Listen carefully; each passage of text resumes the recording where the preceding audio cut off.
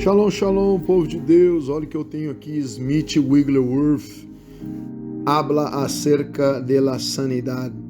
Ele fala acerca da cura, tá bem? É um livro que foi muito vendido lá fora, mas não tem a sua versão na língua portuguesa, tá? Então vou estar traduzindo para vocês. É um livro meio extenso, mas muito profundo, tá? A maneira que Deus usou esse homem é muito forte, vocês vão perceber, tá? Eu já tenho lido outros livros acerca da história dele, mas vamos lá, né? Ele já usa um versículo de Jeremias 33:6 na capa, né? Eis aqui que eu os trarei cura e lhes revelarei abundância de paz e de verdade. Amém? É muito, muito forte esse livro.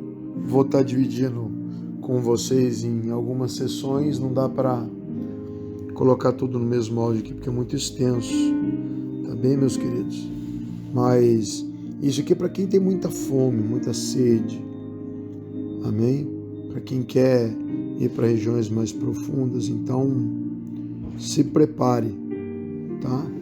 Aqui diz já no começo que ter um encontro com o Smith Wigglesworth era uma experiência maravilhosa, né? Essa parecia ser uma reação universal de todos os que conheciam e escutavam falar dele. Smith era um homem simples, mas muito destacado, já que nosso extraordinário Deus usou de uma maneira espetacular. Ele tinha uma fé contagiosa e inspiradora. Debaixo do seu ministério, milhares de pessoas receberam salvação, comprometeram suas vidas a uma fé mais profunda em Cristo, receberam o batismo com o Espírito Santo e foram curados milagrosamente. Debaixo desses tipos de resultados foi nada mais nada menos que o Espírito Santo que encheu Smith Wigglesworth e lhe usou para levar as boas novas do Evangelho a pessoas em todo o mundo. Wigglesworth deu a glória a Deus por tudo o que foi conseguido por meio de seu ministério. E ele queria que a gente entendesse sua obra, não somente nesse contexto, porque seu único desejo é que as pessoas viessem a Jesus e não a ele, ao Smith Wigglesworth. Ele nasceu na Inglaterra no ano de 1859. Aunque criança, imediatamente depois da sua conversão, teve preocupação pela salvação dos outros e ganhou muitas pessoas para Cristo, incluindo a sua mãe. Contudo, sendo um jovenzinho, ele não podia expressar-se suficientemente bem para dar testemunho na igreja, muito menos para pregar um sermão. Wigglesworth disse que sua mãe tinha a mesma dificuldade para expressar-se que ele tinha. Era algo familiar, junto com o ato de que ele não teve uma educação formal, né? Já começou a trabalhar 12 horas por dia, né, pela idade de 7 anos, para ajudar a manter a família. Contribuiu ao estilo de expressão que ele tinha, que era meio desengonçado, sabe? Ele era meio desengonçado. Ao que trabalhava como encanador, ele continuou dedicando-se a ganhar muitas pessoas para Cristo de maneira individual. Em 1882, ele contraiu matrimônio com Polly Featherstone, uma jovem que amava a Deus e tinha o dom de pregação e evangelismo. Foi ela com quem lhe ensinou a ler, a quem chegou a ser sua mais próxima confidente e mais forte seguidora. Ambos tinham compaixão para os pobres e os necessitados na sua comunidade. E estabeleceram uma missão onde a Polly pregava e de maneira significativa as pessoas eram milagrosamente curadas quando Wigglesworth orava por elas. Em 1907, as circunstâncias de Wigglesworth mudaram dramaticamente quando, na idade de 48 anos, foi batizado com o Espírito Santo. Repentinamente, ele tinha um novo poder que lhe capacitou para pregar. Sua mesma esposa estava surpreendida com essa transformação. Esse foi o começo do que chegou a ser um ministério mundial de evangelismo e cura que alcançou milhares.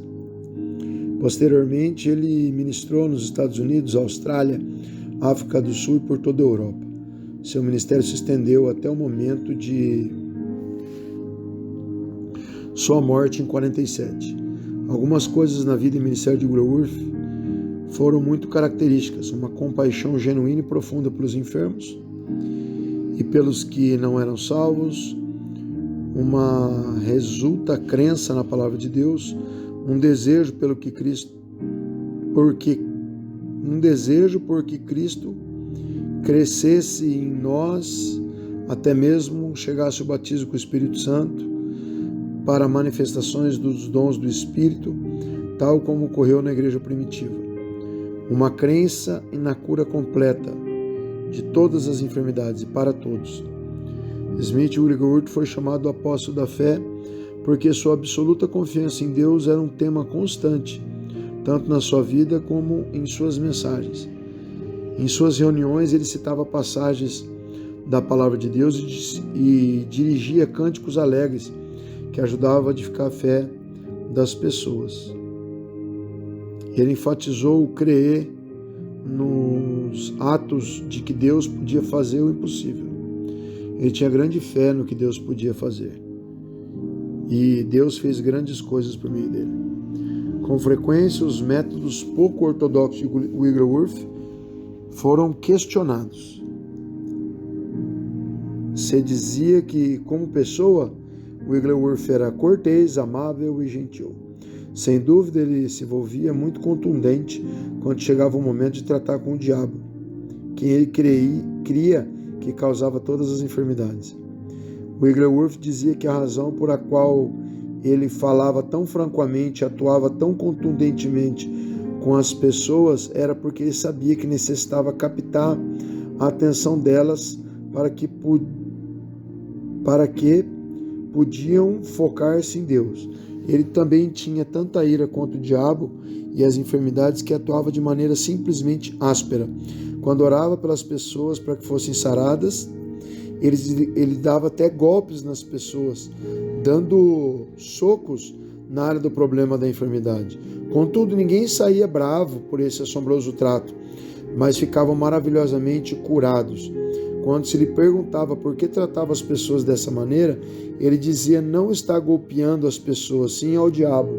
Ele cria que Satanás nunca se deveria tratar gentilmente ou permitir-lhe sair de qualquer maneira.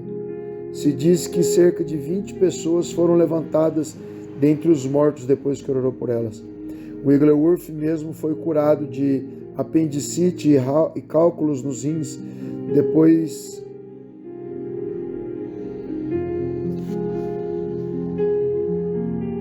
de um tempo. Ele foi sendo mais delicado com as pessoas que vinham por oração de cura. Sua maneira abrupta de ministrar pode ser atribuída ao ato de que ele tomou muito sério seu chamado, E ele era muito prestativo. Porque o Wigglesworth cria na cura total, ele enfrentou algumas enfermidades e até mortes de pessoas que eram difíceis de compreender. Estas incluíram as mortes da sua esposa e filho. Suas próprias batalhas com cálculos renais e nervo ciático foram terríveis. Ele era compassivo, mais firme, franco, mais gentil, cavalheiro, bem vestido, cuja oratória era constantemente incorreta e sua língua gramaticalmente confusa. Mas no resto ele amava a Deus com tudo que tinha. Ele estava firmemente comprometido com Deus e com a sua palavra, e não descansava até ver Deus mover na vida daqueles que necessitavam. Em 36, Wigglesworth profetizou acerca do que agora nós conhecemos como movimento carismático. Com precisão ele predisse que as dominações principais já estabelecidas experimentariam um avivamento e os dons do Espírito de uma maneira que seria incluso o movimento pentecostal. Wigglesworth não viveu para ver esse avivamento, mas como evangelista e profeta, com um assombroso ministério de cura, ele exerceu tremenda influência tanto no movimento pentecostal como no carismático. Seu exemplo e influência nos crentes pôde sentir-se até o dia de hoje. Sem o poder de Deus, que estava tão obviamente presente na sua vida e ministério, não necessitaríamos ler as transcrições de seus sermões, pois suas mensagens eram com frequência incongruentes e gramaticalmente incorretas. Sem dúvida, verdadeiras pérolas de visão espiritual emanavam das suas revelações recebidas pelo Espírito Santo. A sua vida foi de completa devoção e fé a Deus e dependência do Espírito Santo, que trazia o poder de Deus para trocar a vida das pessoas com as suas mensagens. À medida que você lê esse livro, é importante que recorde que as obras de Wigglesworth se estendem por décadas, desde os princípios dos anos 1900 até os anos 1940. Originalmente foram apresentadas como mensagens orais, em vez de escritos, e necessariamente retêm o sabor de um serviço da igreja ou de reunião de oração. Algumas dessas mensagens foram estudos bíblicos que Wigglesworth dirigiu durante várias conferências. Em suas reuniões, ele falava em línguas e dava interpretação da mesma. Suas mensagens também tinham incluso essas coisas. Devido ao estilo peculiar de Wigglesworth, os sermões e estudos bíblicos nesse livro têm sido editados para maior clareza. As expressões arcaicas que seriam desconhecidas para nossos leitores têm sido atualizadas. Em conclusão, esperamos que à medida que leia essas palavras de Smith Wigglesworth, você realmente sinta a completa confiança e fé resoluta que ele temia a Deus e o que ele tinha em Deus. E as suas expressões favoritas é somente creia. E digo para vocês aqui que eu estou sentindo muita presença de Deus. É muito forte que esse homem viveu com o Espírito que ele reproduz para nós hoje. O poder do nome. Por meio do nome de Jesus, todas as coisas são possíveis. Mateus 19, 26. Por o qual Deus também o exaltou até o topo, e lhe deu um nome que está sobre todo nome, para que no nome de Jesus se dobre todos os joelhos. Filipenses 2, 9 e 10.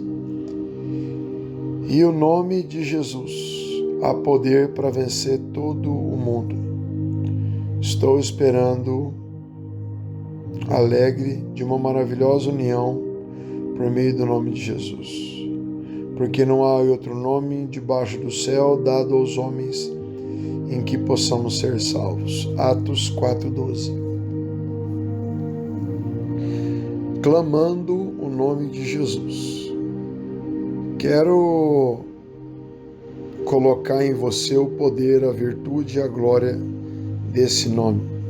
6 pessoas entraram na casa de um homem enfermo para orar por ele. Ele era líder de uma igreja episcopal, estava na sua cama totalmente impotente. Ele havia lido um pequeno tratado acerca da cura e havia ouvido de pessoas que oravam pelos enfermos. Portanto, ele enviou por esses amigos a oração da fé. Foi ungido de acordo com Tiago 5,14, mas devido a que não teve a manifestação imediata da cura, chorou amargamente. As 6 pessoas saíram da habitação, um tanto abatidas de ver o homem encostado ali em uma condição que não mudou. Quando eles estavam afora, um dos 6 filhos disse: há uma coisa que poderíamos fazer. Quero que vão de volta comigo. E tentamos. Todos regressaram e se reuniram em um grupo. Este irmão disse: sussurremos o nome de Jesus.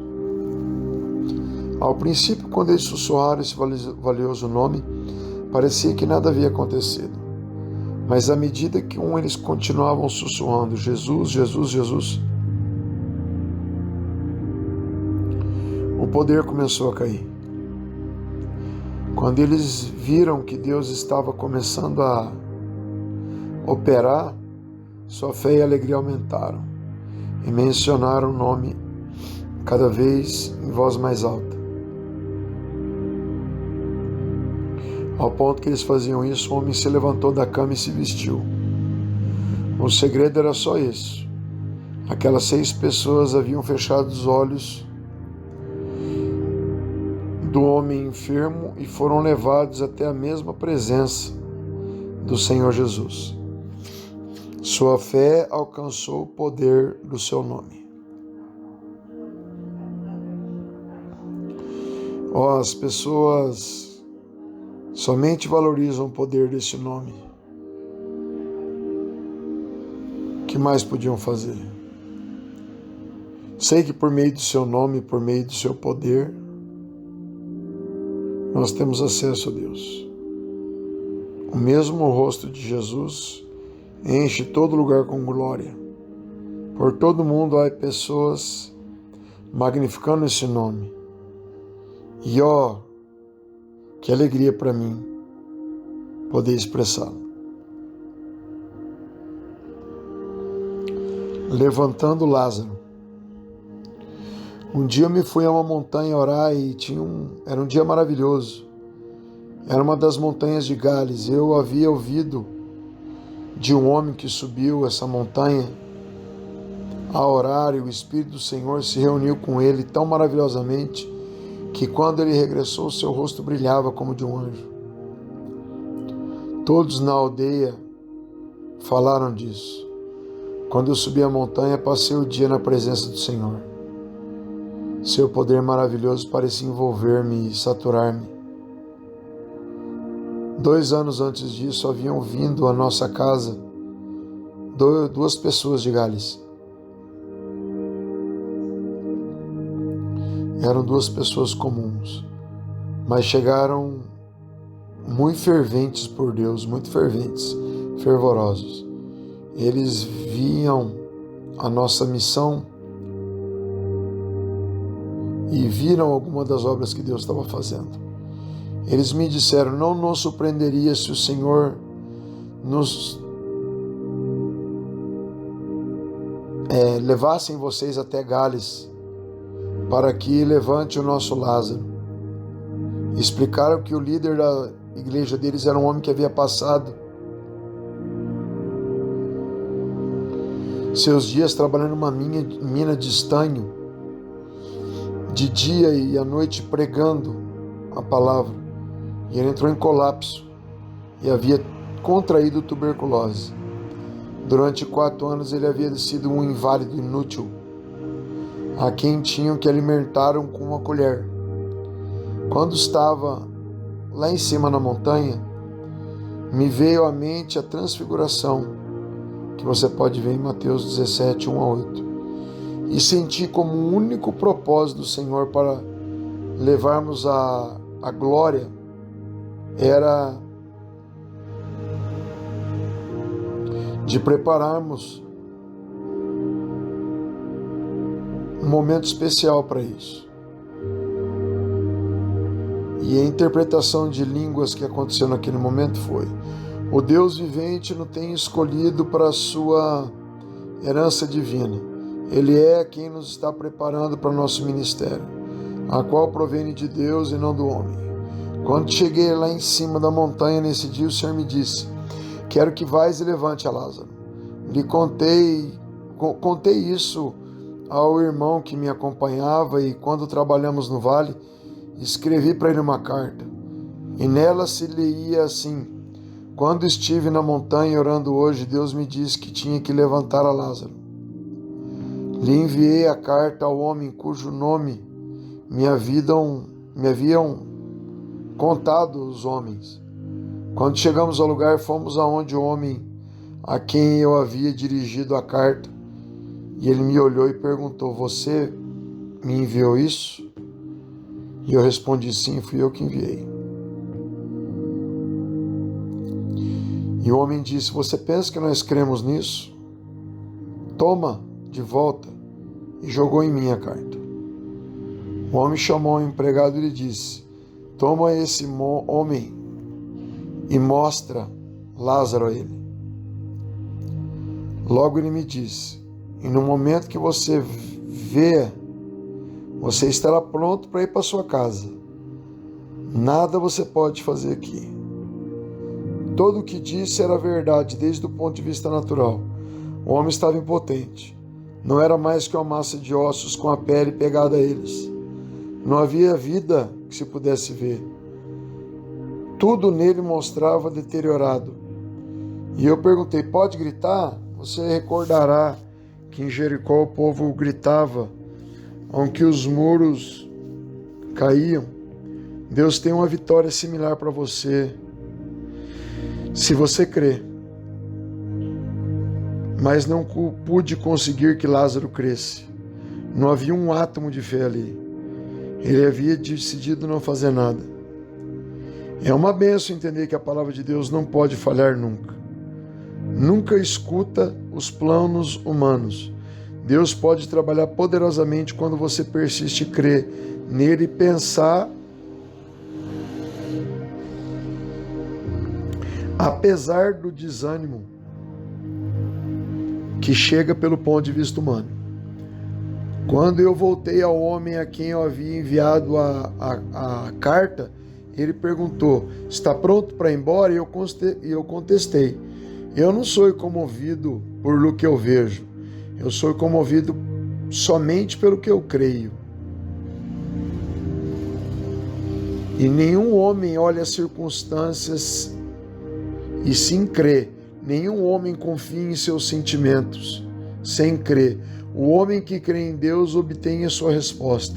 Todo homem que chega à condição de vida pentecostal pode rir de todas as coisas e crer em Deus. Há algo na obra pentecostal que é diferente de tudo o demais no mundo. Como queira, em Pentecoste você sabe que Deus é real. Donde quer que o Espírito Santo tenha direito, os dons do Espírito se manifestarão. Donde esses dons nunca se manifestaram, eu me pergunto se ele está presente. O povo pentecostal não recebe bem outro tipo de reuniões que não seja pentecostais. É verdade, queridos. Quem se torna pentecostal, quem começa a viver debaixo do poder, não consegue ir em reuniões tranquilas. Oria baixora mandara la baixora. Oria minha sua. Não queremos nada de entretenimento que outras igrejas oferecem. Quando Deus vem, Ele mesmo festeja conosco. Somos agasalhados pelo Rei dos Reis e Senhor dos Senhores. Oh, isso é maravilhoso. Digo para vocês, queridos, que está difícil de traduzir e sentir a presença ao mesmo tempo.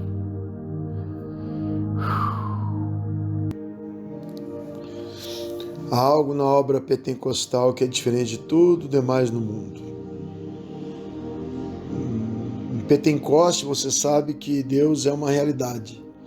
Donde quer que o Espírito tenha direito, os dons do Espírito se manifestarão.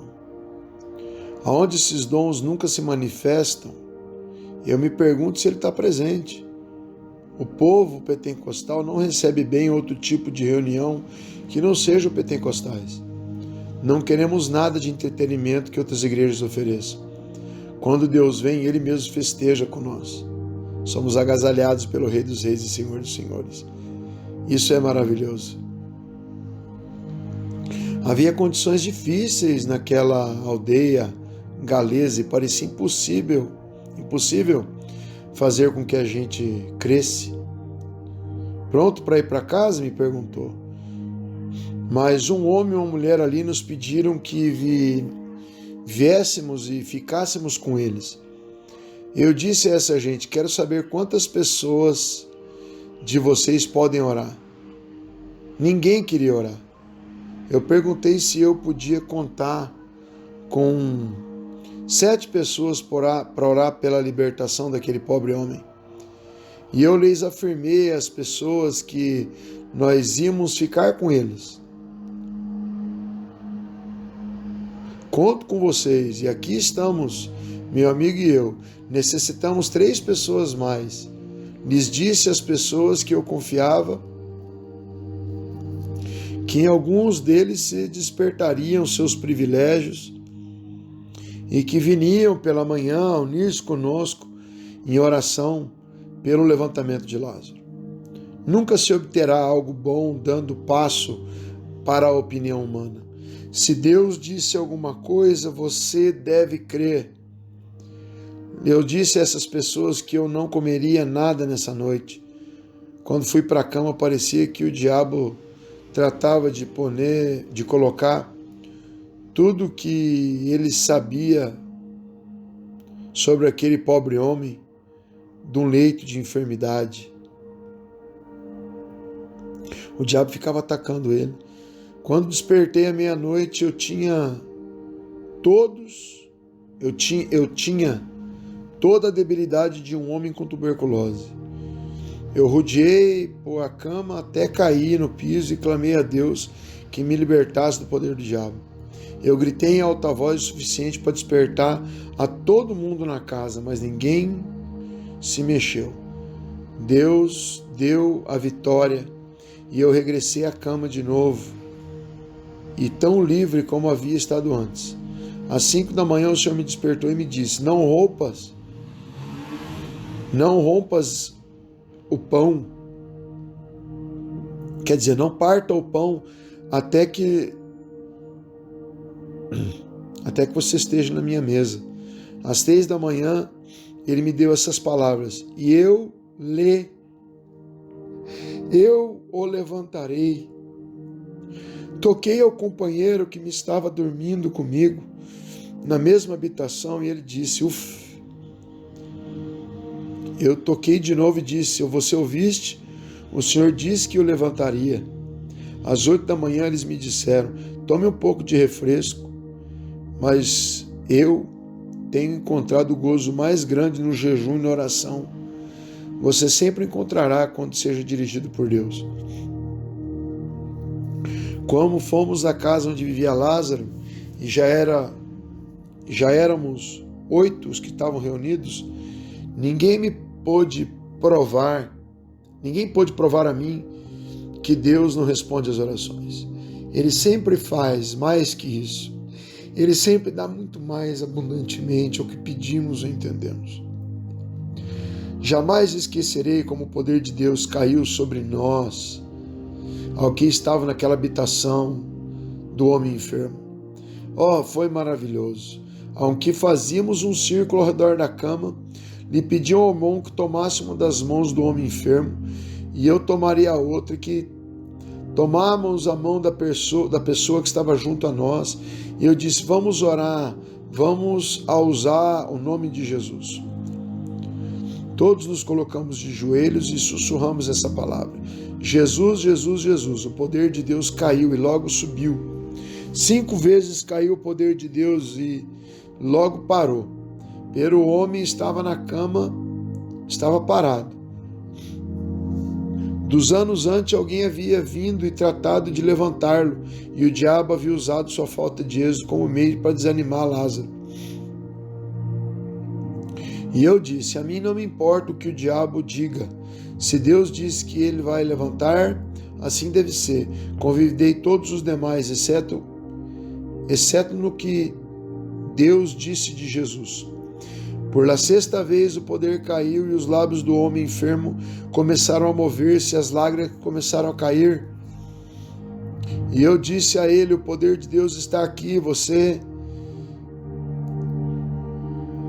está aceitando? E ele respondeu: tenho estado com amargura no meu coração e sei que tenho entristecido ao Espírito de Deus. Aqui estou impotente, não posso levantar minhas mãos, nem ao que levar uma colher na minha boca. E eu lhe disse: arrependa-se e Deus escutará. Ele se arrependeu e clamou: ó Deus, que isto seja para a tua glória. Enquanto ele dizia isso, o poder do Senhor fluiu através dele.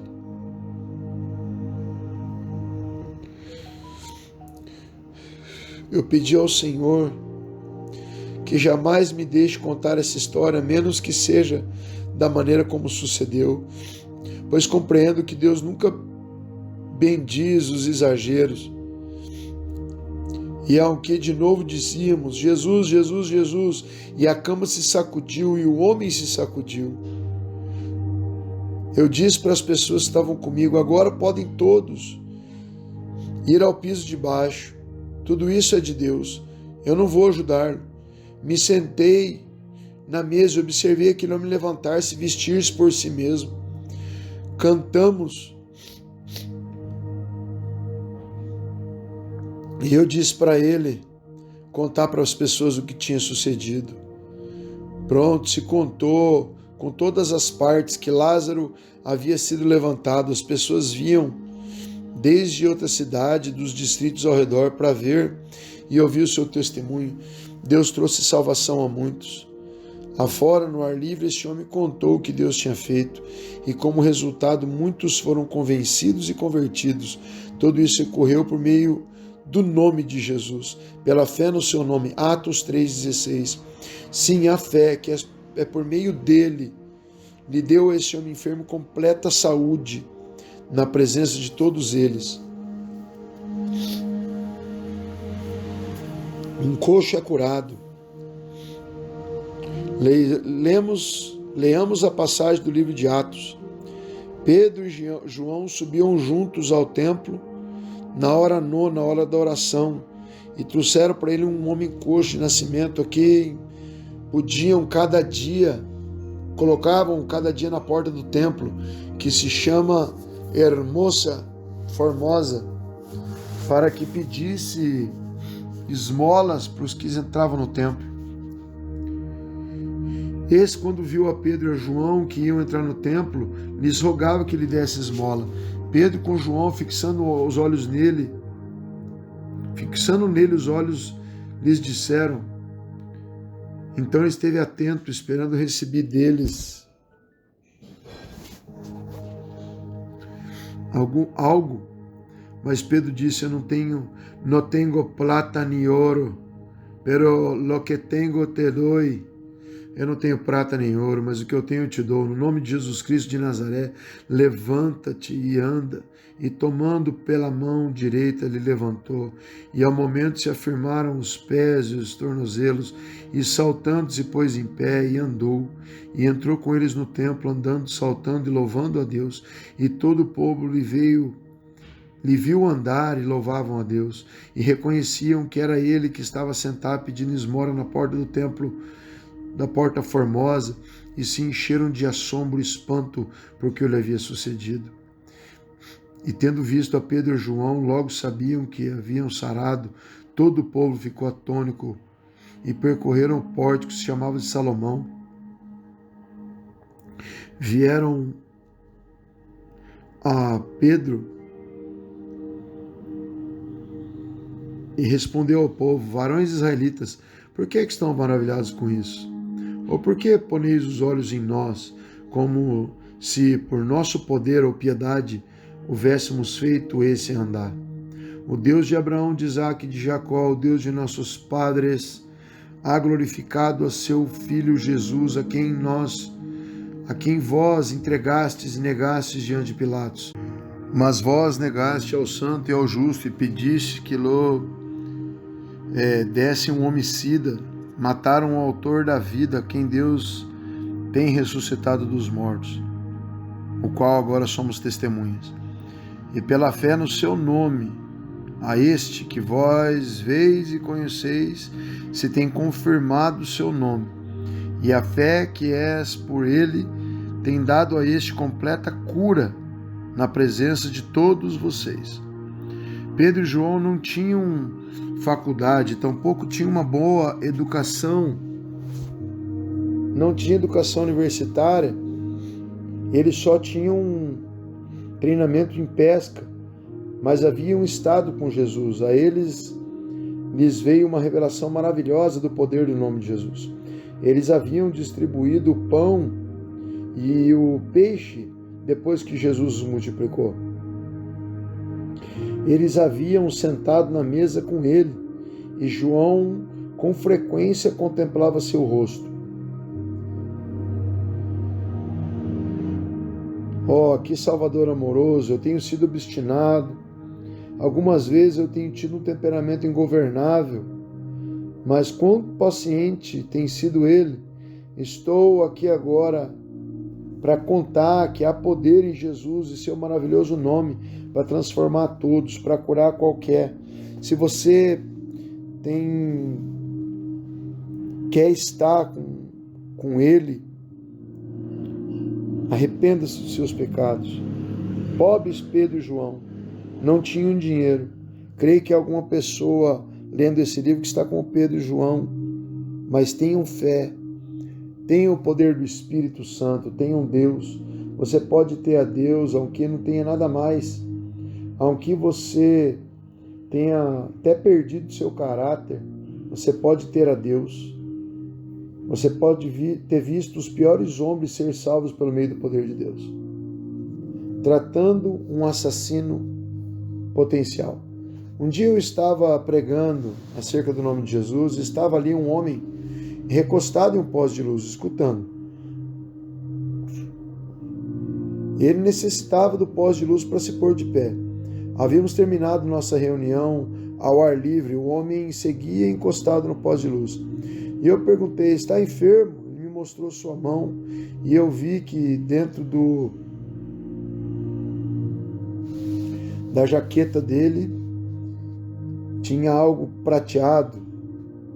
E ele me contou que ia a caminho para matar sua esposa infiel, mas havia escutado falar do poder do nome de Jesus e não pôde continuar. Ele diz que se sentiu como impotente. E eu lhe disse, ajoelha-te, ali mesmo na esquina, com a gente passando de acima para baixo. Ele foi salvo. Eu levei ele à minha casa e vesti com traje novo. Eu vi que havia algo naquele homem que Deus podia usar. No seguinte domingo me disse, Deus me ha revelado a Jesus. Vejo que todo tem sido colocado sobre Jesus. Lhe prestei algum dinheiro, ele cortou. Em curto tempo ele conseguiu uma pequena casa maravilhosa. Sua esposa infiel estava vivendo com outro homem, mas ele se recusou a regressar para casa e ele teve uma nova vida com Jesus. Deus pode salvar aos que por ele se aproximam de Deus. Um homem incurável é sarado. Veio à minha mente uma reunião que eu tive em Estocolmo, a qual sempre recordarei. Ali havia um lugar para os que precisavam de cura. E um dos pacientes foi trazido à reunião. Ele tinha paralisia, ele tremia o corpo todo. Ele se parou na frente de 3.000 pessoas e caminhou com a ajuda de outras pessoas. E o poder de Deus caiu sobre ele, ao que o ungia o homem com o nome de Jesus. E no momento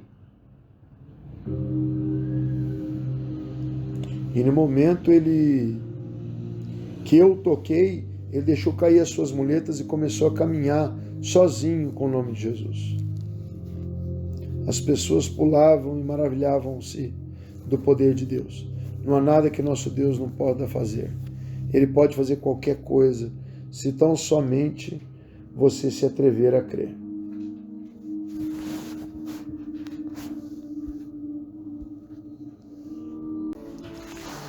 Ele mesmo levou as nossas enfermidades e com a palavra expulsou os demônios, sarou todos os enfermos para que se cumprisse o que foi dito por meio do profeta Isaías, quando disse: Ele mesmo tomou nossas enfermidades e levou nossas doenças. Mateus 8, 16 e 17. Aqui temos uma palavra maravilhosa. Esse bendito livro traz a vida, a cura, a paz e a abundância para que nunca mais sejamos pobres. Esse livro é o meu banco celestial. Enquanto tudo que eu quero, me interessa mostrar-lhe a você quanto rico pode ser esse livro, para que assim você seja enriquecido em tudo, em Cristo Jesus. 1 Coríntios 1,5. Para você ele tem abundância de graça e dom de justiça. Romanos 5,17. E por meio de sua graça abundante, todas as coisas são possíveis. Mateus 19,26. Quero mostrar a você que pode ser um sobrevivente em Cristo Jesus e que é um privilégio ser aqui mesmo nesse mundo. João nos disse: pois como Ele é, assim somos nós nesse mundo. 1 João 4,17. Não que sejamos algo em nós mesmos, sim Cristo dentro de nós é nosso tudo. O Senhor Jesus sempre quer mostrar-nos sua graça e amor para que não pereçamos. Deus está desejoso de fazer coisas para manifestar a sua palavra e fazer-nos conhecer a medida do pensamento de nosso Deus neste dia e agora. Um leproso limpado milagrosamente. Hoje em dia há muitos com necessidades, muitos afligidos, mas eu não creio que alguém tenha metade de males como esse primeiro caso que lemos em Mateus 8. Quando desceu Jesus do monte, lhe seguia muita gente. E eis que veio um leproso e se prostrou ante dele, dizendo: Senhor, se queres, pode limpar-me. E Jesus estendeu a mão e lhe tocou, dizendo: Eu quero, ser limpo. E no mesmo instante sua lepra desapareceu. Então Jesus lhe disse: Olha, não diga isso a ninguém, tá? Mas vai e mostra-te ao sacerdote e apresenta a oferta que ordenou Moisés, para testemunho deles. Mateus 8, 1, 4. Esse homem era leproso. Você pode estar sofrendo de tuberculose, câncer e outras coisas, mas Deus mostrará a sua limpeza perfeita, sua saúde perfeita, se você tem fé em Cristo Jesus. Ele é um Jesus maravilhoso. Este leproso deve haver contado acerca de Jesus. Quando se perde, porque as pessoas não estão constantemente dizendo o que Jesus fará em nossos dias. Provavelmente alguém tenha chegado aonde esse leproso, tinha chegado até esse leproso e teria dito: Jesus pode curar você. Mas no que ele se encheu de esperança, ao que via o Senhor descendo da montanha, aos leprosos não se era permitido chegar perto das pessoas, já que eram considerados imundos. Ordinariamente, poderia haver sido muito difícil para ele chegar perto de Jesus por causa da multidão que rodeava Jesus. Mas como Jesus vinha descendo a montanha, ele encontrou o leproso e veio até o leproso. A lepra é um terrível mal, humanamente falando, não há cura para ela, mas nada é difícil para Jesus. O homem clamou: Senhor, se quiseres, pode limpar-me. Será que Jesus queria fazer? Você nunca encontrará Jesus pedindo uma oportunidade para fazer o bem. Você encontrará que ele sempre tem mais vontade de trabalhar que é a que nós temos de dar a Ele essa oportunidade de operar. O problema é que nós não viemos até Ele, não lhe pedimos que Ele opere obra, né, de sua vontade. Jesus estendeu a mão e tocou, dizendo: quero ser limpo. E a um instante a lepra desapareceu. Eu gosto muito disso. Se você está definido com Ele, você nunca estará decepcionado. A vida divina fluirá dentro de você. Instantaneamente você será liberto. E esse Jesus é o mesmo hoje. E Ele disse a você: quero ser limpo. Ele tem um copo transbordante para você. Um copo cheio de vida. Ele o encontrará você na sua absoluta incapacidade. Todas as coisas são possíveis se somente crermos. Deus tem um verdadeiro plano, Ele é muito sincero. Somente venha a Jesus, você encontrará que Ele é Ele mesmo, tal como se foi nos tempos passados, Ele não mudou. Jesus cura com somente dizer uma palavra. O seguinte caso que temos em Mateus 8 é de um centurião que veio a Jesus advogando a favor do seu criado. Quem estava paralisado estava terrivelmente atormentado. Entrando Jesus em Cafarnaum, veio até o centurião e ouviu-lhe dizendo: Senhor, meu criado está prostrado em casa, paralítico, gravemente atormentado. E Jesus lhe disse: eu irei e o curarei. Respondeu o centurião e disse: Senhor, eu não sou digno de que você entre debaixo do meu teto. Por favor, somente diz uma palavra e o meu criado será curado. Porque também eu sou homem que vivo debaixo de autoridade e tenho debaixo das minhas ordens soldados, e digo a este vai e ele vai, a outro vem e ele vem. Ao ouvir, Jesus se maravilhou e disse aos que lhe seguiam: de certo os digo que não há ninguém em Israel com tanta fé. E os digo que virão muitos do Oriente e do Ocidente e se sentarão com Abraão, Isaque e Jacó no reino dos céus. Mas os filhos do reino serão achados colocados nas trevas para fora. Ali haverá choro e ranger de dentes. Então Jesus disse ao centurião: vê, e assim como você creu, vai ser feito. E o seu criado foi sarado naquela mesma hora. E este homem estava tanto contente de haver venido em busca de Jesus. E esse homem estava tão contente em haver vindo em busca de Jesus. Nota-se que há algo interessante. Não há tal coisa de buscar sem falar. Ele que busca fala. Escute as gratas palavras de Jesus: eu irei e o sararei. Na maioria dos lugares onde eu vou, há muitas pessoas que não podem orar. Em alguns lugares há 200 ou 300 pessoas que gostariam que eu os visitasse, mas não estou em capacidade de fazer. Sem dúvida, estou agradecido que o Senhor Jesus sempre tem a vontade de vir e sarar. E Ele quer ajudar os enfermos. Ele gosta de sarar as suas aflições. O Senhor está sarando a muitas pessoas hoje por meio de panos, como havia ele nos dias do apóstolo Paulo. Na cidade de Liverpool, uma mulher veio e me disse: eu gostaria que você me ajudasse unindo-se em oração comigo. Meu esposo é um bêbado e todas as noites chega em casa debaixo da influência da bebida.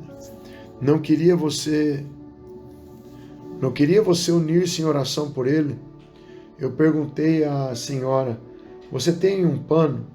Ela sacudiu um pano e eu orei sobre ele e disse à senhora que pusesse aquela almofada no esposo bêbado. E ela chegou em casa à noite e recostou a sua cabeça na almofada, a qual se havia colocado o pano. A almofada aqui é travesseiro, tá, queridos? Ele pôs a cabeça naquela almofada aquela noite.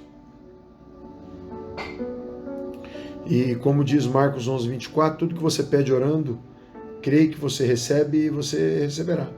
E na manhã seguinte o homem se levantou, passando pela cozinha, estava a caminho do seu trabalho. Não, perdão, queridos. Aqui diz, na manhã seguinte o homem se levantou e passando pela primeira cantina, tá? Não é cozinha aqui, cantina que estava no seu caminho, entrou e ordenou que desse uma cerveja. E ele bebeu e disse ao cantineiro, você pôs veneno nessa cerveja, não posso tomar ela. E se foi ao seguinte bar e ordenou mais cervejas, e colocou na boca e disse, você pôs veneno na cerveja? Creio que vocês têm conspirado para envenenar-me. E a pessoa, dona do bar, ficou enfurecido, né, por ele decretar esse crime. E o homem disse, eu vou para outra parte. Se foi a outro bar, e sucedeu o mesmo que as cantinas anteriores, que os bares anteriores.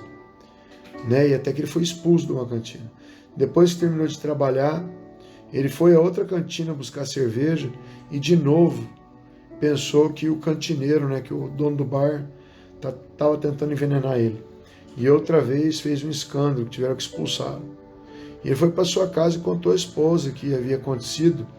Ele disse, parece como se em toda parte todo mundo tem acordado, né, tem combinado para me envenenar.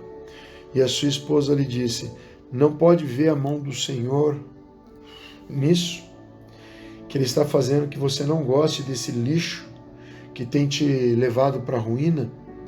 Essa palavra convenceu o coração do homem, que chegou na reunião, no culto dessa noite, e foi salvo.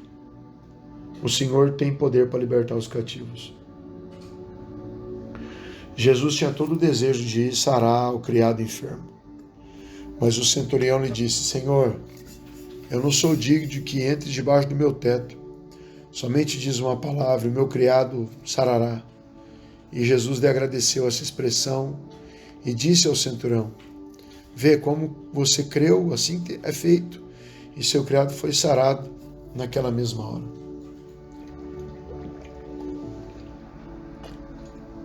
Aleluia. Aleluia. Aleluia. Novas enfermidades estão surgindo no mundo e os doutores não podem identificá-las. Um doutor me disse, a ciência da medicina está na sua infância e nós, os doutores, realmente não confiamos nessa medicina. Sempre estamos experimentando, sem dúvida. O homem de Deus não experimenta. Ele conhece e deve conhecer a redenção de toda sua plenitude. Ele conhece e deve conhecer o poderio do Senhor Jesus Cristo.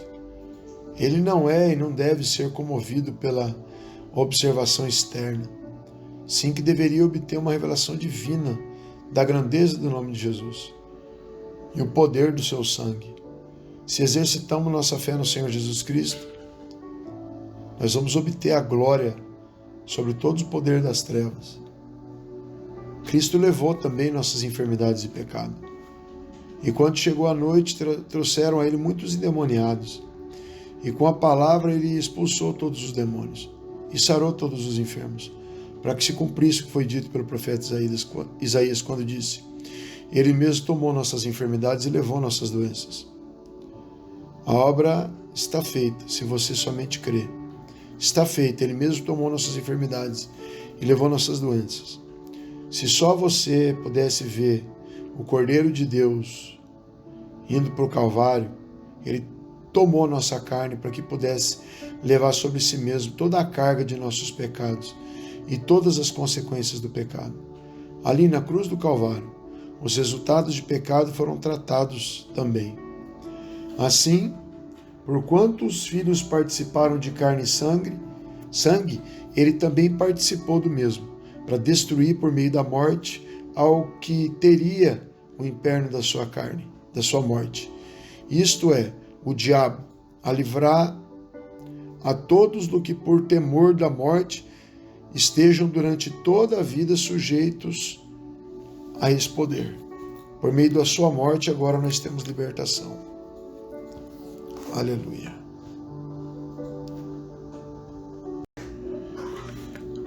A confiança que temos nele, é essa confiança que temos nele, que se pedimos alguma coisa conforme a sua vontade, ele nos ouve. E sabemos que ele nos ouve de qualquer coisa que pidamos.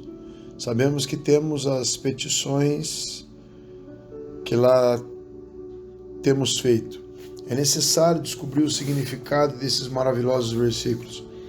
Não há nada que lhe dê a você confiança mais que uma vida que agrada a Deus. Quando a vida de Daniel agradou a Deus, ele pôde pedir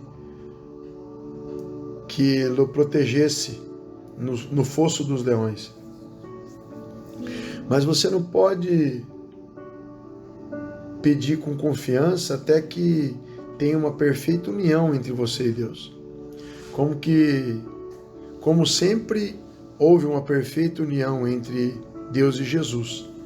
A base é essa, confiança e lealdade a Deus. Receba a fé que tenho em Cristo. Algumas pessoas pensam que quando Jesus chorou pela morte de suas lágrimas se deveram ao amor que ele tinha por Lázaro. Sem dúvida a razão não foi essa.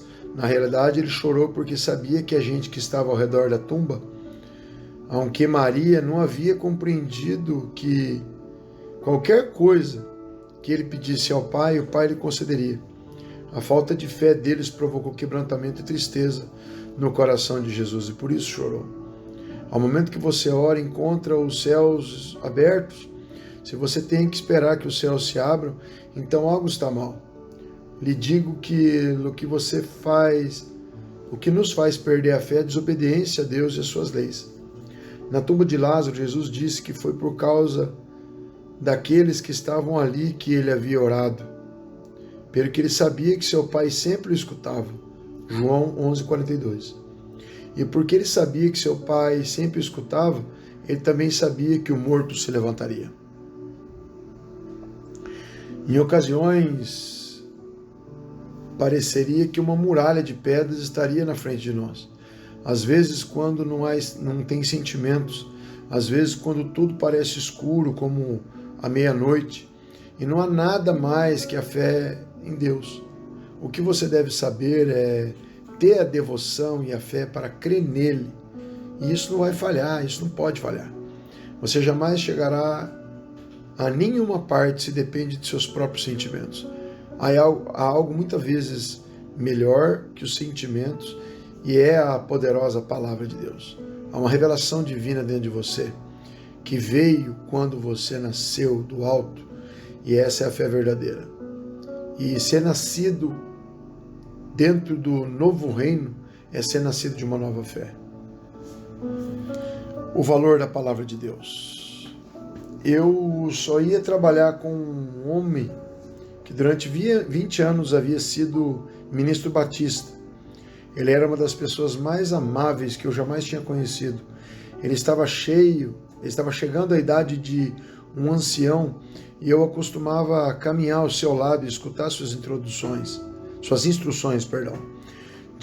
Deus fez que a palavra em suas mãos fossem como espada de doble filo. Doble filo é de dois lados, né? Para mim. E eu acostumava dizer, sim, Senhor.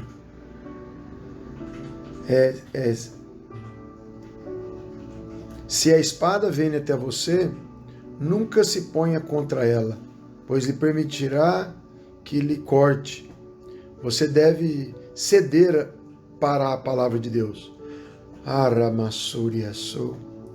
palavra entrará em nossos corações, e quando o amor principal está em nossos corações, não há lugar para se achar, sabe? Não há lugar para soberba. Nós nos vemos como nada quando perdemos o amor divino. Esse homem de Deus costumava podar, e me podava com a espada de Deus, me cortava. A palavra de Deus é tão doce para mim hoje como nunca foi. Eu louvo a Deus por a espada que nos corta a nossa consciência, a nossa terna consciência. Ó, graças por essa doçura do nosso companheirismo com Jesus. Porque quando você lastima um companheiro crente por palavras ou atitudes, esse companheiro nunca lhe permite a você descansar, aunque você venha a ser corrigido. Primeiro necessitamos ser convertidos para chegar a ser como crianças e ter um coração duro, para ter um coração quebrantado e fundido com o amor de Deus. Aleluia. Liberdade aos cativos. Nosso precioso Senhor Jesus tem tudo para todos. Perdão de pecados, cura de enfermidades, nos encher do seu Espírito. Isso tudo vem de uma só fonte, Senhor Jesus Cristo. O Espírito do Senhor está sobre mim, porquanto me ha ungido para dar boas novas aos pobres, me ha enviado a sanar, a curar os quebrantados de coração, e a pregoar liberdade aos cativos e vistas aos cegos, e colocar em liberdade os oprimidos, e pregar um ano agradável ao Senhor.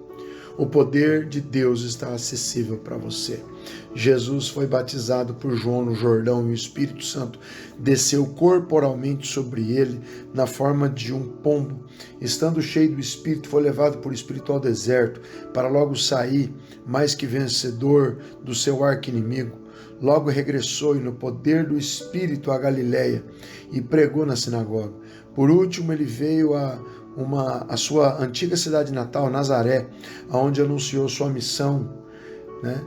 E por um breve tempo ele ministrou na terra.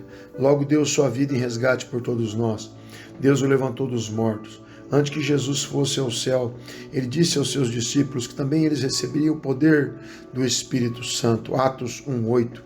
Assim que por meio deles seu grato ministério continuaria. Este poder do Espírito Santo não só era para uns poucos apóstolos, sim para todos aqueles que se achegassem, para quanto Deus chamasse, aunque para nós neste século. Alguns se perguntam, mas este poder não é somente para os poucos privilegiados do primeiro século? Não, leiam a grande comissão do Mestre, como está registrado em Marcos 16, 15 e 18, o lema do meu ministério também, queridos. Se dará conta que és para todos os que creem. O propósito do poder. Depois que recebi o batismo com o Espírito Santo, eu sei que recebi porque o Senhor me deu o Espírito, da mesma maneira que se deu aos discípulos em Jerusalém. Busquei a mente do Senhor porque havia sido batizado. Um dia veio ao trabalho à casa e entrei, e minha esposa me perguntou, como você entrou? Lhe disse que havia entrado pela porta de trás, e ela me disse, há uma mulher acima que trouxe a um homem de 88 anos para que ores por ele. Ele está delirando e uma multidão há se reunido afora na porta da frente e querem saber o que está passando na casa. O Senhor suavemente me sussurrou. É porque ele foi batizado. Cuidadosamente abri a porta da habitação onde estava o homem, desejando ser obediente ao que meu Senhor me diria. O homem estava gritando de angústia, estou perdido, tenho cometido um pecado imperdoável, estou perdido. E minha esposa me perguntou, Smith, o que podemos fazer? O Espírito do Senhor me comoveu e gritei, sai, espírito de mentira, sai o espírito de mentira. E no momento o espírito maligno se foi, o homem ficou livre. Deus dá libertação aos cativos. E o Senhor me disse de novo, para isso que eu te batizei. Há um lugar onde Deus, por meio do poder do Espírito Santo, reina soberano em nossas vidas. O Espírito revela, descobre e toma as coisas de Cristo e as mostra a nós e nos prepara para lutar contra forças satânicas, queridos. Meu Deus, é forte. Os milagres são para o presente. Quando Nicodemos veio a Jesus aquela noite, ele disse, Rabi, sabemos que veio da parte de Deus como mestre, porque ninguém pode fazer esses sinais que tu faz, se não está Deus com ele. Viu, apóstolo Nucélio? Ninguém pode fazer sinais que nós fazemos se Deus não está com ele. Jesus lhe respondeu: de certo os digo, que ele que não nascer de novo não pode ver o reino de Deus. E Nicodemos foi tocado por os milagres de Jesus. Jesus lhe assinalou a necessidade que o milagre fosse feito em cada pessoa que olhasse para o reino. Quando um homem é nascido de Deus, se realiza um milagre poderoso. Jesus olhava a cada toque de Deus como um milagre. Isso mesmo podemos esperar ver hoje, milagres. É maravilhoso ter o Espírito do Senhor sobre nós. Eu preferiria ter o Espírito de Deus em mim do que por 5 minutos em vez de receber $1 milhão. Olha que forte. O antídoto é para a incredulidade. Vê você como Jesus tratou o diabo no deserto? Jesus sabia que ele era o Filho de Deus. E Satanás veio a ele com um sim condicional. Quantas vezes Satanás vem a você dessa maneira? Ele diz: depois de todo você pode ser enganado. Você sabe que realmente que não é um filho de Deus. O diabo vem com isso. Se o diabo vem e ele diz que você não está salvo, sinta-se seguro de que você está. Quando ele vem e diga que você não tem sido curado, pode tomar como evidência que o Senhor já enviou sua palavra e você foi curado. O diabo sabe que ele pode captar seu pensamento. Então haverá ganhado uma poderosa batalha sobre você. Seu grande ofício é que tenhamos a mente de Cristo.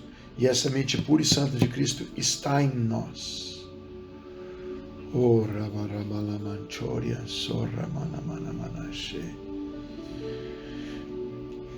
Aleluia, Jesus.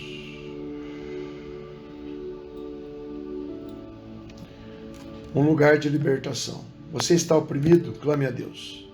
Sempre é bom que as pessoas clamem. Você pode clamar. O Espírito Santo e a palavra de Deus sacarão a luz de toda coisa oculta e imunda que deve ser revelada. Sempre é um lugar de libertação quando você deseja que Deus busque o que está atando a sua vida. O espírito maligno que estava sobre o homem na sinagoga exclamou: deixa-nos sozinhos. É de notar que aquele espírito maligno jamais gritou como nesse dia que Jesus entrou no lugar onde ele estava. Jesus o expulsou dizendo: cala-te e sai dele. E aquele homem foi liberto. E só o nome de Jesus é que desmascara os poderes do diabo, libertando os cativos e deixando em liberdade os oprimidos, purificando e limpando seus corações. Os espíritos malignos que habitavam naquele homem, que tinha legiões, não queriam ser enviados ao abismo para serem atormentados antes do tempo, porque suplicaram ser enviados aos porcos. O inferno é um lugar tão tenebroso que incluso os demônios odiam estar ali. Quanto mais os homens devem buscar ser salvos do abismo. Deus é compassivo e diz: buscai a Jeová enquanto pode ser achado. E mais adiante ele declara: e todo que invocar o nome do Senhor será salvo. Atos 2:21. Busque agora, chama por seu nome agora mesmo. Há perdão, cura, redenção, libertação. Tudo que necessite, aqui e agora, o qual se satisfará por toda a eternidade. Capítulo 5. O segredo do poder. Interpretação de línguas. Lucas 24:49, Atos 1:8. 18 de junho de 1910, sul da África. Ele tem ressuscitado. Escutem o clamor que ressoa sobre a terra, no mar e no céu. É um grito de vitória, triunfo proclamado. Gritem as boas novas, elevem o clamor. Cristo vitorioso não morreu, ele vivo está. Unam-se ao grito os mortais, até que possam se ouvir nas montanhas, do centro até os topos, que o Cristo da terra e a glória, a morte há conquistado. Contem essa história, ele é vencedor. E também eu sou. A causa do meu resgate tem sido paga. E e eu tenho aceitado a sua expiação, que ele há carregado. É o Cordeiro de Deus que sofreu por nós. Levou nossos pecados, nossas dores, nossa enfermidade na cruz. Ele ressuscitou da tumba, dos meus pecados, minha dor, minha enfermidade. Poder do Santo. Agora o relâmpago do Espírito de Deus arde na minha alma. A visão. Interpretação de línguas. Jesus é o Rei, glorioso e eterno, poderoso e amoroso, poderoso e grandioso. Quem pela escuridão e pelas trevas infernais guiou e levou seu filho pela mão. Transpassada é a tua alma, entristecido o teu espírito, sangrando teus pés estão, ferida a tua mão está. Aleluias.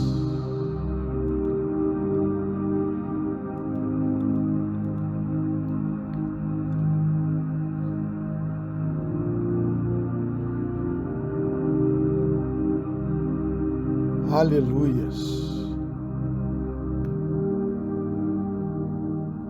Aqui, sem dúvida, tão só temos que olhar os registros de nossa própria terra para ver a muitos homens como Charles Finney. Ele era um advogado ativo, mas se apoderou de uma convicção de pecado tão profunda que se retirou aos montes, aos bosques para orar, e o Espírito do Senhor veio sobre ele tão poderosamente, tão divinamente, tomou a possessão dele, que ele nos diz que se viu obrigado a clamar a Deus para que não morresse. Seu maravilhoso ministério no país é muito conhecido. Seus livros se encontram frequentemente em nossas bibliotecas e por isso é necessário entendermos mais sobre ele. Nesta lista eu gostaria de mencionar alguém que normalmente nos há mencionado tão amorosamente como Finney.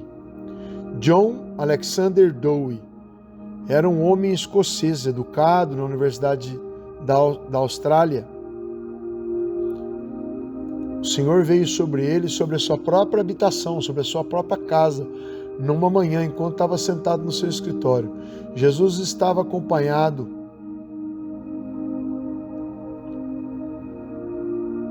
da sua mãe, a Virgem Maria, e falou com Dowie com respeito ao seu ministério.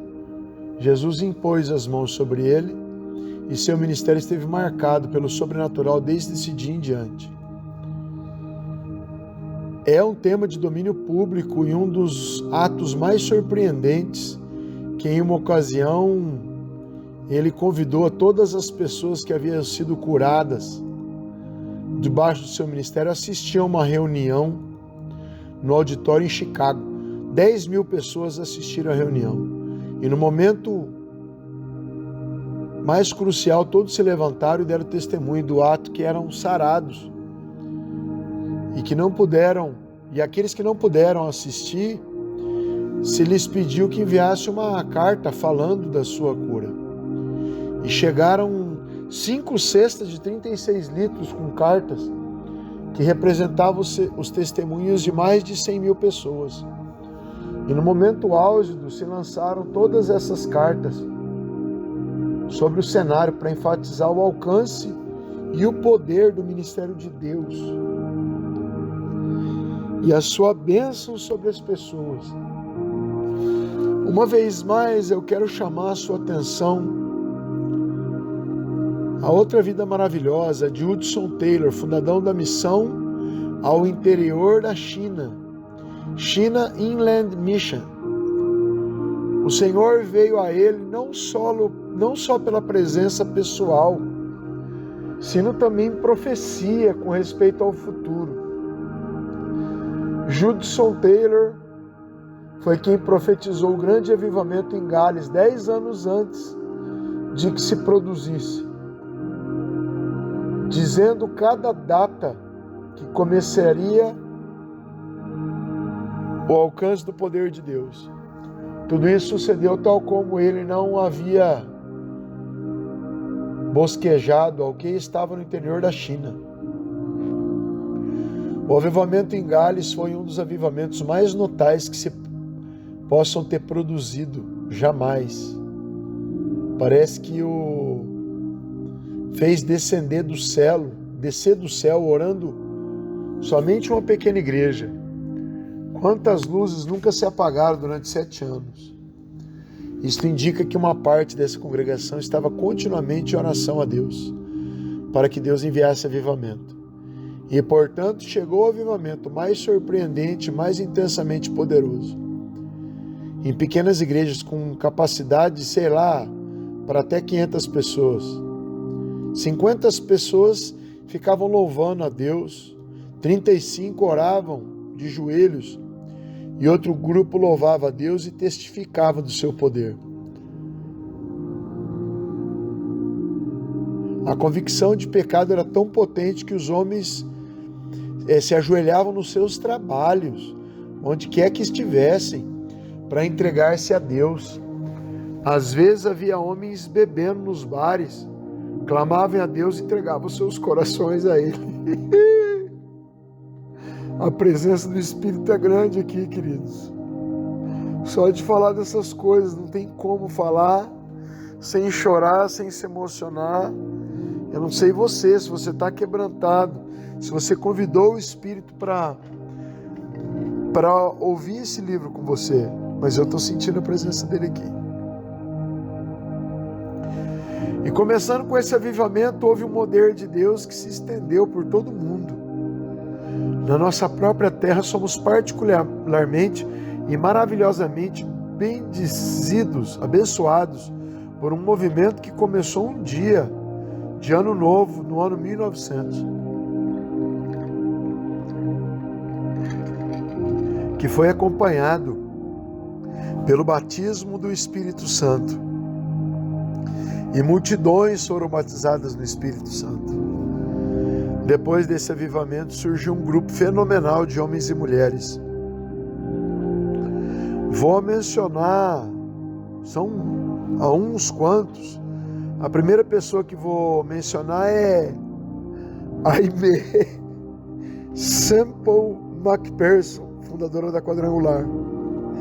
Ela era uma jovem de uma granja em Ontário, Canadá.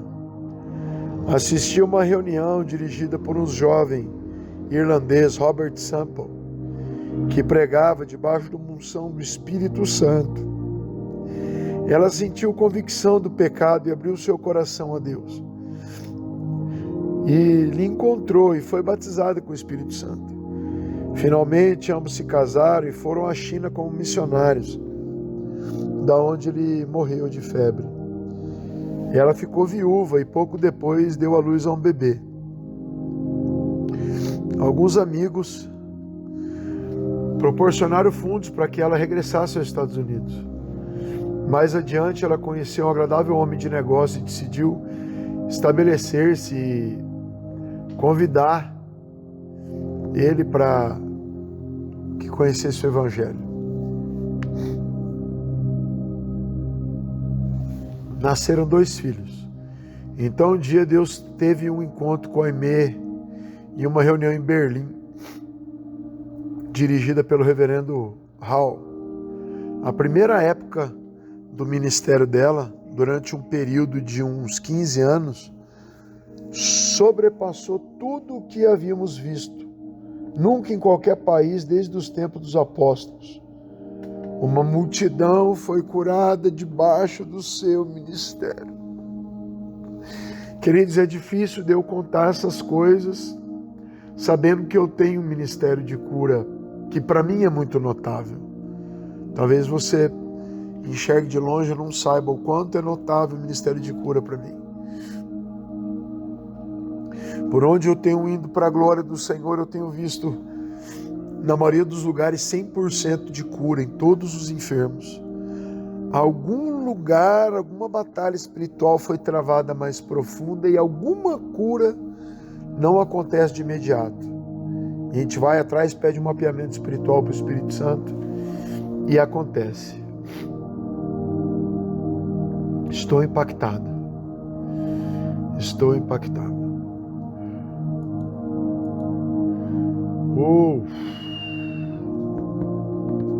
uma nova onda de experiência celestial.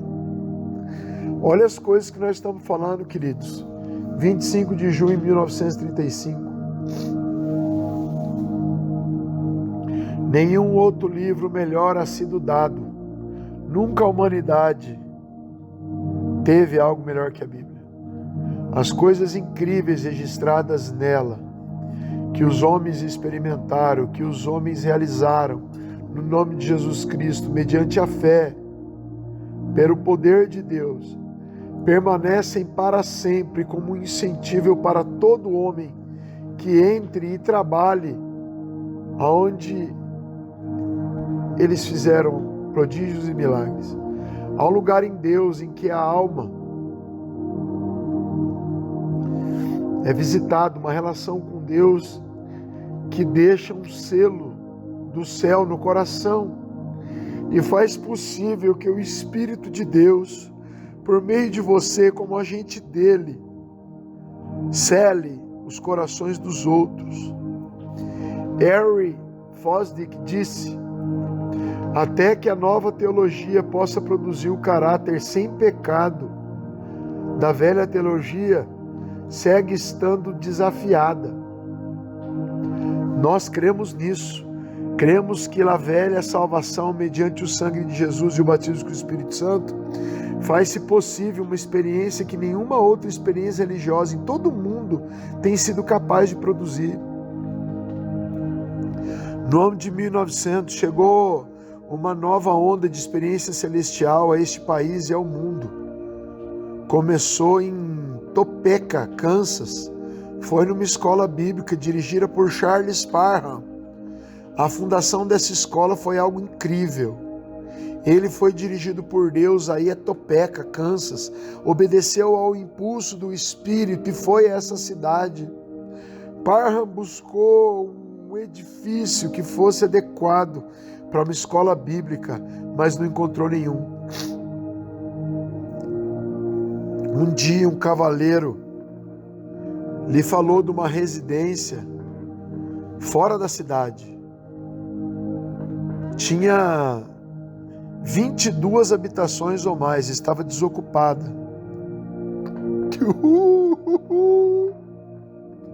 Me perdoe, Deus está falando comigo. O dono desse lugar vivia na Califórnia. Parham foi ver o edifício. E ao que eu olhava para ele, o Espírito do Senhor disse: te darei esse edifício para a tua escola bíblica. Eu cheguei na frente dessa base onde eu estou hoje, meus queridos. E era muito caro, e as imobiliárias pediam muitas coisas. E o Senhor falou: eu vou te dar esse lugar para a base do Comando Águia. E o Senhor me deu 7 arrepios aqui na frente. E a gente estava em 7 pastores, e o Senhor falou: abre a Bíblia que eu vou falar. Eu abri a Bíblia e Deus estava dizendo assim: entra aqui nesse lugar, você tem boas novas para esse povo. E nós entramos no galpão, no barracão mais difícil de a gente locar. Foi o que nós entramos. Glória seja dada ao Deus Altíssimo. Enquanto estava ali, um cavaleiro se aproximou e lhe disse: que parece essa casa? E Parham lhe disse o que o Senhor lhe havia dito. E o homem que era proprietário da casa disse: se você quer utilizar esse edifício para uma escola bíblica para Deus, é seu. Ele entregou as chaves sem fazer. Aqui diz sim, mas, quer dizer, sem mais nada. Falou, entregou as chaves. No seguinte dia, Parham foi na estação de trem e se encontrou com uma jovem. Ela lhe disse que quando estava orando, o Espírito de Deus lhe disse que ia haver ali uma escola bíblica e que ela deveria assistir. Ela foi a primeira estudante. Chegaram 35 estudantes, todos eles dirigidos de igual maneira pelo Espírito de Deus.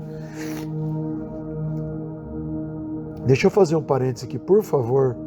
Eu sei que eu sou um cisco perto do John D. Lake, mas deixa eu fazer um parênteses.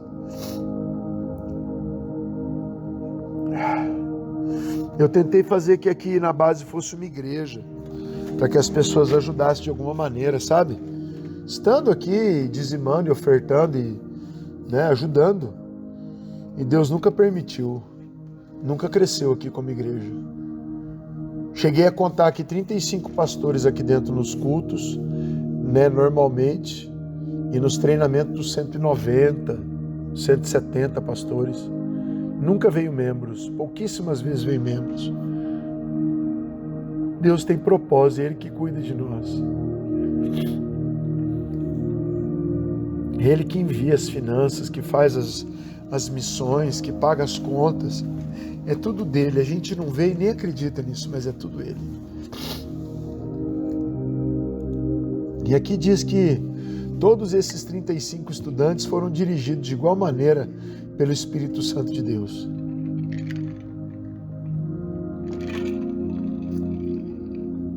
Esse grupo começou a estudar a palavra de Deus para descobrir o que realmente era o batismo com o Espírito Santo. Depois de um mês de estudo, se convenceram de que havia uma peculiaridade que acompanhava o batismo com o Espírito Santo. Falar em línguas, que é uma manifestação, né? Então eles mesmos buscaram o batismo do Espírito Santo. Parham não estava presente até então. A noite de Ano Novo, às 12 em ponto do ano 1900, uma das pessoas do grupo, uma tal senhora Osman, missionária, que havia regressado, foi batizada com o Espírito Santo e começou a falar em línguas. Em uns poucos dias, todo o grupo, com um par de exceções, foi batizado no Espírito Santo. Quando Parham voltou e descobriu que os estudantes da escola haviam sido batizados com o Espírito Santo, ele mesmo se pôs diante do Senhor. E Deus também o batizou com o Espírito Santo. Quero que tenham em mente essa história, pois foi a base dessa maravilhosa experiência que quero relatar adiante. Queridos, eu estou chorando aqui porque eu voltei da cidade de Umuarama e de Paranacite, anteontem, e eu vi mais de 50 pessoas sendo batizadas com o Espírito Santo. Então isso toca muito o meu coração. Estou falando isso porque Deus está falando comigo, eu estou muito emocionado. O maravilhoso valor da cura. Aqui diz sanidade, cura ou ser sarado também. Por um momento quero chamar a atenção a um desafio que tem sido difundido amplamente pelo ministério de Henry Fosdick, como mencionei ontem. Fosdick ha dito: até que a nova teologia, o pentecostalismo, possa produzir o caráter sem pecado da velha